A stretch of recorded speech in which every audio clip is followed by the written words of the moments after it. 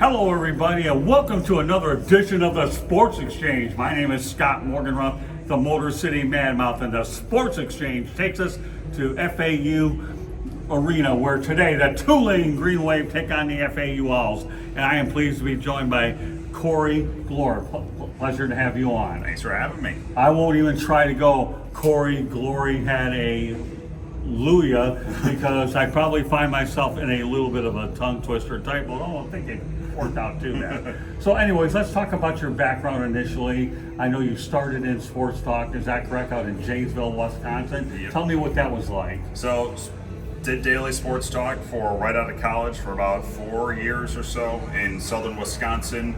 That's a grind, and it's something that I think I learned the kind of the all-encompassing elements of sports radio, doing sports talk and a daily show regularly. And then I jumped into the play-by-play world in 2014. I started working with then IMG College, now it's Learfield, and they kind of oversee so many of the college broadcasts that exist around the country. Started working there in 2014, and then got to East Carolina University in 2016, where I did their baseball games for 6 years until I moved over to Tulane in the summer of 2021, and this is my third season doing men's basketball, football, and baseball over there. Jack of all trades. Tell me what that experience was like for you over in East Carolina doing baseball. I love baseball. You know, the ability to do storytelling, get to know the players in the clubhouse, a lot of games. So what was that experience like with you being a Pirate out in the Carolinas? It was great. I mean, you hit the nail on the head. That's the sport where I think you can kind of express yourself as a play-by-play broadcaster Right. with baseball, with all the time you have to kind of figure out what you want to do from pitch to pitch, from play to play. But to travel with that team, to get to know that group and really get to know who they are as people, it's something that I've carried over to what I do now at Tulane, where I work with 3 programs. And so it's that kind of got my feet wet and then thrown into the fire a little bit with East Carolina baseball in terms of the college broadcasting scene. And now here I am doing a bunch of different things for Tulane. So it was a blast there. And without that job, I wouldn't be where I am now. So tell me, who was your favorite all-time baseball play-by-play guy? Bob Uecker, and without hesitation. I grew up listening to him call Milwaukee Brewer games growing up, and I think most around the country know him from Major League and maybe even his Tonight Show days, depending on how far back you go. But for me, he's the voice of the Milwaukee Brewers, and summer nights hanging out with Dad on the back deck or on the front porch, and I listen to Bob call a Brewer game. That's the one. You ever heard of Ernie Harwell? Oh yeah, Detroit Tiger. Yeah. Well, you know what? He's a mentor of mine. Yes. So Bob Uecker's a great choice, folks, for a lot of our Wisconsin audience, okay?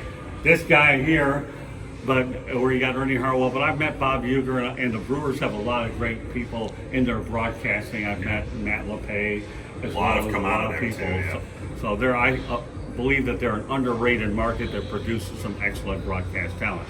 So with that said, what we're talking about, your transition over to Tulane. Everybody knows in New Orleans that Pete Maravich obviously has a name synonymous in the state of Louisiana. Have you heard much about the Pete Maravich talk through the years since you've arrived in the Bayou State? You know, it's actually come up a lot more here recently because of Caitlin Clark at Iowa and how close she might be to breaking his scoring record here throughout the rest of this season. And so it's actually been a little bit more on the forefront in my neck of the woods here over the last 2 weeks, I would say, what Caitlin Clark has been doing here. But with Tulane and LSU don't always connect. And so we try to stay out of the LSU world as best as we can. But New Orleans is very much a Tiger town. There's no question about it. So he comes up. He's still well revered in New Orleans. But yeah, Tulane and LSU used to have a great rivalry, and now we're trying to get it back going there. But Tulane people very much would like to stay away from the LSU discussion. Well, you know, obviously you're in a city where the New Orleans Saints and Tulane Green Wave, obviously they played their, I believe at one point, played their football games there until they moved on to the on-campus stadium. But let's talk about the basketball connection between the two. How do you like being in a city where you have the New Orleans Pelicans and yourselves? Pelicans, a new game in town, but obviously the NBA is the NBA, and you guys have been around a long time. So tell me what it's like to share a city with the New Orleans Pelicans. You know, it's been great, especially the last couple of years where couple seasons prior to this one, Tulane basketball has really been on an upswing. This has been a down year for Tulane this year, but that has created a nice little bond between the Green Wave and the Pelicans. And one of the Tulane players, Jalen Forbes, is good friends with Herb Jones. They play together at Alabama, and Herb Jones is a Pelican, so he's gone out to some games. Willie Green, the head coach of the Pelicans, he's seen in a lot of games, sitting courtside at our arena, and so there is a good relationship between the two basketball programs within the city. It's been fun to see them. All right, well, I mean, I talked about football. The Super Bowl's coming there next, but I'll get to that in a moment. But let's talk about the relationship between the New Orleans Saints and Tulane Green Wave. They shared a stadium for a while before Tulane brought it on campus. I know you're not old enough to know this, but Tom Dempsey kicked a record 60-yard field goal that beat the Detroit Lions, and the guy had a square foot. And I know that after you leave today, you're going to wonder, Tom Dempsey, Tulane Stadium, the old one, yeah. And they held Super Bowls there. But let's talk about the football aspect, since you are a versatile individual in the broadcasting side for Tulane, between the Green Wave and the New Orleans Saints. It's inseparable. In fact, with how Tulane and the weather can be in August and September, there are a lot of times where Tulane doesn't have an indoor facility of their own right now for football, and so they're able to utilize the Saints facilities, including the Superdome, to do practices in the event of weather. And so the relationship is integral between Tulane and the Saints for Tulane to actually really keep their program on even keel, or even better with a lot of programs in the conference in the country right now. And Gail Benson, the owner of the Saints, Gail and Tom Benson, the field at Yeoman Stadium is named after them. There is a huge bond between the two programs, and what that the Saints and their facilities and the resources has meant to Tulane being one of the best programs in the nation the last couple of years. It's been huge. How did you land your position over at Tulane? You obviously went from East Carolina, but now you didn't land a position, but you're covering three sports. And I remember one of my friends who recently passed away, I don't know if you've heard the name, but synonymous with UCLA, named Chris Roberts. Yeah. You have heard of Chris Yeah, Roberts. I'm actually a member of the Southern California Sports Broadcasters Association, so I do get around a little bit. Always said to me, you know what? If you have to wear a sport jacket, you stick it in your carry-on, and then the wrinkles will come out. But the more sports that you do, the better off you are. So how did you land from, obviously, East Carolina to Tulane? Well, it was being a full-time play-by-play broadcaster is something that I've wanted to do for a long, long time. And the baseball job at East Carolina was just strictly baseball and just covering the spring. And so this job opened in the summer of 2021, and they reached out because I communicated with them a few years prior trying to actually get this role. Wasn't able to do it, but they reached back out a few years later, and I talked with them. And this has been the setup here at Tulane for at least 3, maybe 4 decades, where the primary play-by-play broadcaster does these 3 sports. It's just kind of set up like this. And so the opportunity to do all 3 of them and kind of spread your wings in different ways in terms of how you craft yourself as a broadcaster, it was very appealing to me. And so the fact that they seemed to like what I could bring to the table, the fact that I really liked the programs, the athletic department, and the city, it was an easy match and an easy call when they reached out. Down the road, obviously, I believe this is a stepping stone for you to hopefully do a lot of bigger things. What are your long-term goals in terms of where your dream is? Do you want to end up playing baseball or any sport? Because any young guy always, hey, I love to be on the national network for a particular team. I'm sure that thought's entered your mind a little bit. Thank you for calling me young. I really appreciate it. It means the world to me.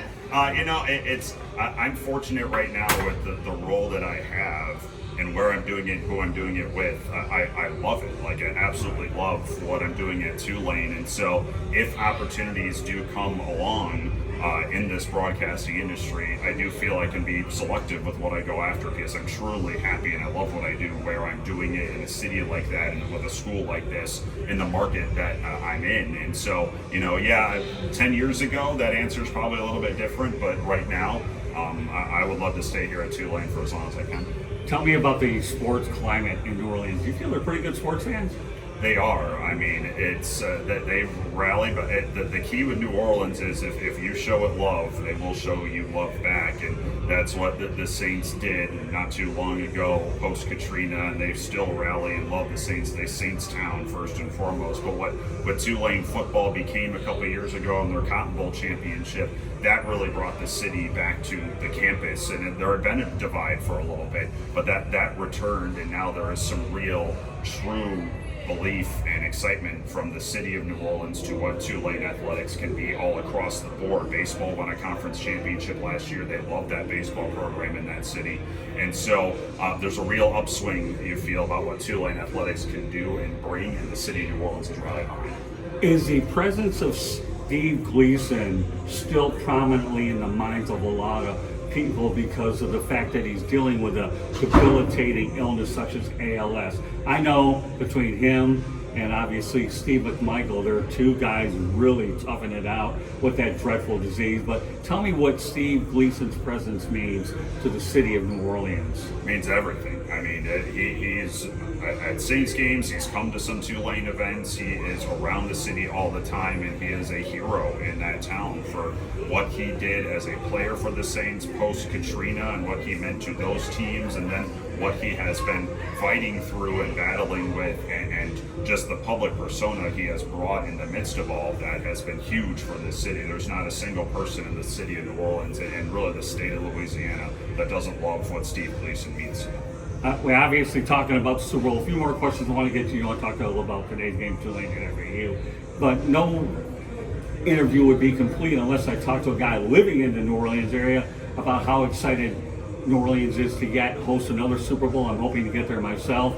I know that when they do host that Super Bowl, it will be tied with South Florida as the venue in the area for which has hosted the most Super Bowl. Tell me the level of energy and excitement when the Super Bowl is less than 12 months away from returning to Bourbon Street. And I got to tell you, my first trip to New Orleans was during the Final Four when North Carolina took on Georgetown. When I call you young, I really mean young. And I can tell you some great stories off camera about Bourbon Street, but I know the Hurricanes drink real well. And I know a lot of people that show up there next year will learn it pretty quick at Pat O'Brien's. But nevertheless, how excited is that area for receiving yet another Super Bowl? You know, I think that I'm not sure there's a city better in the country at throwing big events than New Orleans. And we were actually supposed to host this year's Super Bowl, but Mardi Gras overlapped with Super Bowl Sunday, and Mardi Gras takes precedence in the town. And so next year, Mardi Gras will start like right after the Super Bowl takes place, and so there will be, or the early stages of Mardi Gras, I think, and so it's going to be a huge festival going on whilst the Super Bowl's going. We just had the Final Four a couple of years ago. We have the Sugar Bowl every year, and so like this city, the one thing that you can lean on for sure is that they will put on a show whenever the nation and the world comes to New Orleans, and so they're already starting to ramp it up. There's already some things happening with the Superdome to really blow it out of the water for next February when the Super Bowl comes in. It's going to be a lot. You ever been to Mardi Gras? I've been to my fair share of Mardi Gras in my 3 years. Don't worry. Now, you and I are going to stay in touch, and maybe I'll have you lead me to the next wave of it. It'll be interesting. A few questions I want to get to. Obviously, let's talk about Tulane's men's basketball. What type of a year has it been for you? You say it's a little bit down this year, but let's talk about the program overall, and then the year that we've had and what you see going forward. Yeah, I mean, this has been a disappointment of a year because this was preseason 3 in the league, and right now they're sitting 11th heading into this game. They've lost 5 in a row, and this is a senior-heavy team where it just feels like they do so much right during the course of a game. This is a high-scoring team. This is a fast-paced team, but then there's something that always just kind of seems to go slightly amiss at the end of a game, and they can't quite connect it all together. And so it's been a real trying year. There's no question. And this was a year where, Tulane basketball hasn't had a ton of great success in the last 30 years, but last year was a 20-win campaign, finished 3rd in the American. There was some real optimism about this team, and it's kind of left this group confounded as to what's happened here this year. And so, the struggles of this season kind of started in the first matchup with FAU. It was a real heartbreaking loss back in New Orleans to the Owls back in early January. And so I do think they see this as a chance where very few people come in here and win the last couple of years, and getting one back on FAU could reset the gears a little bit for this final couple of games this season into Fort Worth. The veteran leadership is there. The talent is astronomical. Just finding the way to put all the pieces together at the right time. They're running out of time to do it, but there's still an opportunity. Well, we know Corey's a broadcaster because if anybody knows about segues, he knew where I was going with this thing anyway. Really? Yes, he's a broadcaster. So am I. Age, well, gray versus red. Well, Getting grayer. Getting grayer. Like me, man. 44 years in this business. And by the way, before I get to the FAU part, I want to let everybody know that Sports Exchange can be heard on iHeartRadio as well as our regular outlets, YouTube, Twitter, Facebook as well. So go ahead and check those out. And I also have a book out there called Lessons from the Microphone, Tuning into the Enduring Wisdom of Visionary Leaders. Guys like Corey will end up in it, the next version, when I write it. It's a great book there for a lot of people to go out there and who are getting into broadcasting. You can learn about it. If you want to learn about old school media versus new school media, that's another way to do it. All right, Corey, let's talk about the Florida Atlantic University Owls. The last 2 years, they've seen their fair share of national television opponents. They make it to the Final Fours. You had a chance to see them earlier in the year. What are your thoughts about Dusty May? First part of the question, and then the second part of the question, what they have here. Dusty May is, for my money, I think the best coach in the league right now. And now there's someone up the road in Tampa that might deliberate that with how they've had in terms of their season right now. And we're going to see them on Tuesday. We haven't seen them yet.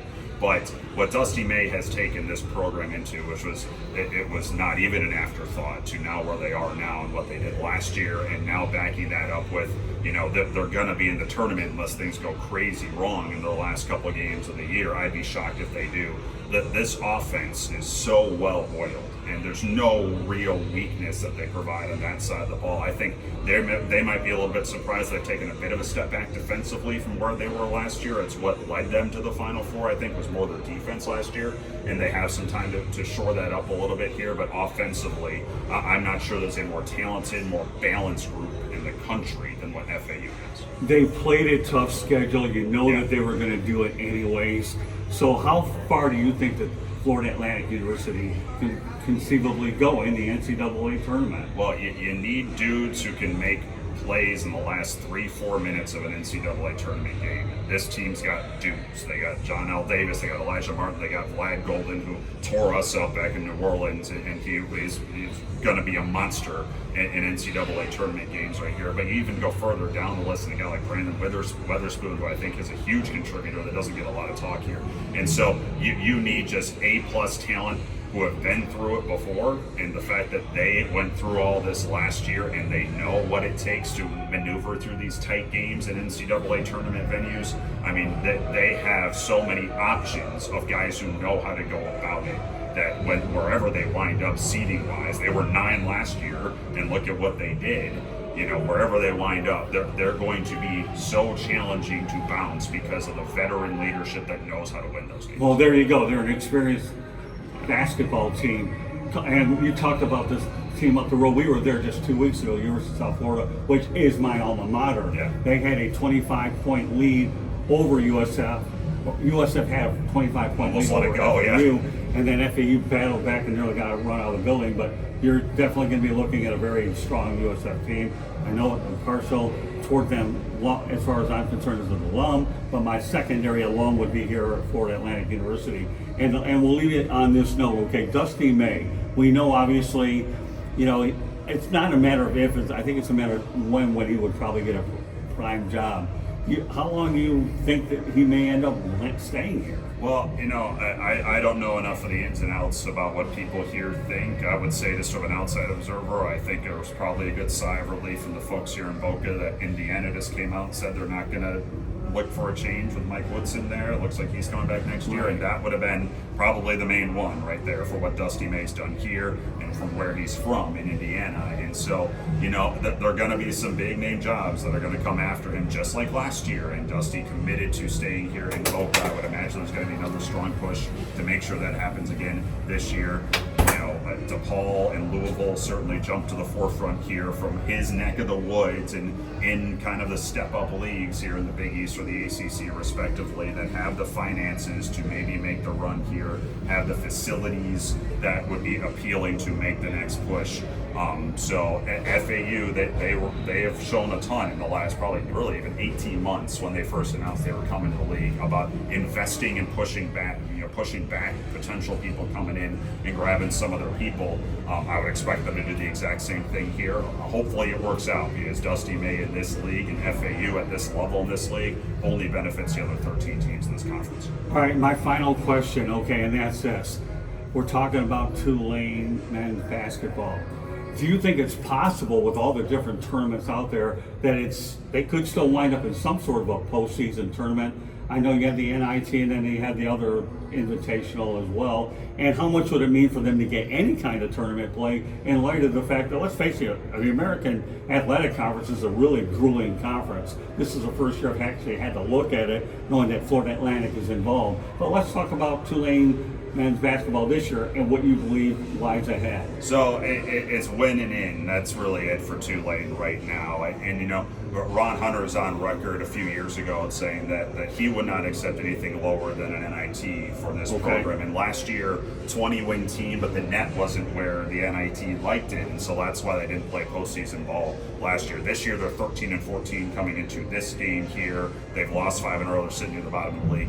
It is truly, they got to win Fort Worth if they want postseason basketball beyond this. I want to thank Corey Gloor for joining us on this edition of the Sports Exchange. This broadcast will also be heard on Fire Up Wisconsin as well, because obviously with Corey Gloor, I want to make sure that a lot of the people... The cheeseheads get it. Oh, hey, listen, Candy's loving it, and so will the people there. So it will be simulcast on Fire Up Wisconsin as well as the Sports Exchange, our main show. Is there anything else that you want to talk about with your career, what you've done and what you're planning to do that we haven't already discussed? I'd like to leave it open-ended here for a guy who's been so pleasantly great before a game as we get ready to go on national TV today. We covered a lot. I appreciate you having me on and doing this chat here, and yeah, hopefully our paths keep crossing here down the road. If you'll be in Tampa on Tuesday, we'll talk then. Well, once again, Lessons from the Microphone, Tuning into the Enduring Wisdom of Visionary Leaders is a book I have. It can be purchased on Amazon and Kindle, and you can find the South Florida Tribune YouTube channel is the home of all of our broadcasts. So if you haven't subscribed already,